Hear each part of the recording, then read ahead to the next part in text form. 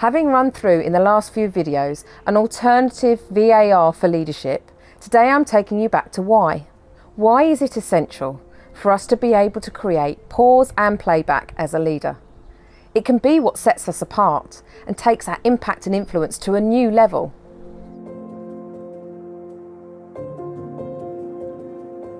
I'm Cheryl Brooker and I've got over 25 years experience of coaching leaders. How often are you involved in investigating or sorting out difficult conversations or situations, and you're noticing the strength of feeling and the reactions that are going on that really aren't helpful or even worse, damaging? No matter how highly skilled, technically or professionally qualified we are, we all have our own unique triggers and reactions that are so quick they're almost hardwired. But these reactions come from somewhere. Sometimes they're helpful. That gut instinct that serves us well makes us strong and good at what we do, while other triggers and reactions hold us back. They're far from helpful, especially when we're under pressure or when we notice things keep happening to us. Imagine if you could really get to know those reactions and those triggers and the consequences and impact they have on how other people respond to you. I'd like to take you through a short exercise. It's personal and I don't want you to overcomplicate it. I'd like you to work with the first thing that comes into your head. Find a piece of paper and then I'd like you to take each question in turn, but using the same situation to answer each time.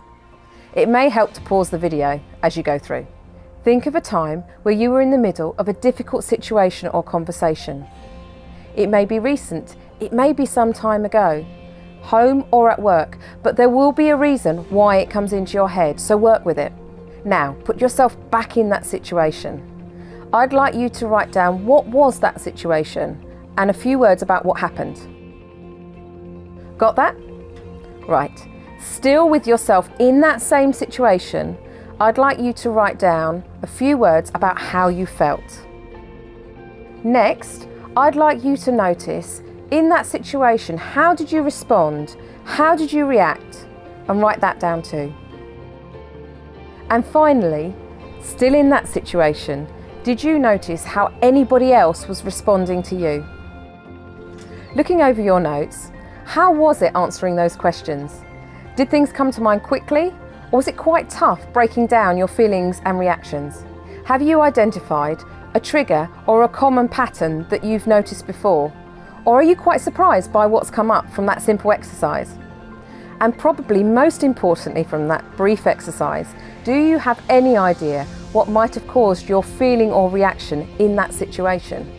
If you have a trigger in mind, it usually stems from a significant thing that happened in our past and it made an impression on you.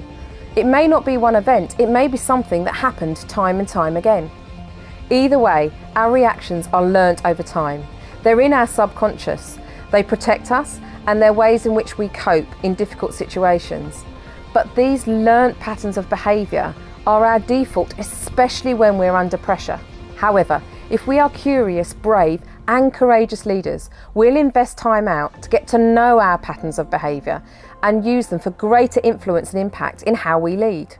Imagine, by developing this leadership insight, noticing what's going on around you and for others in critical moments, having choice and being able to pause in the moment with your very own V.A.R, being able to generate different reactions from others and having greater impact and influence when it really counts.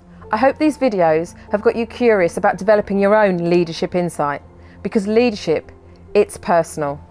And I'd love you to leave any comments or questions below or visit my website.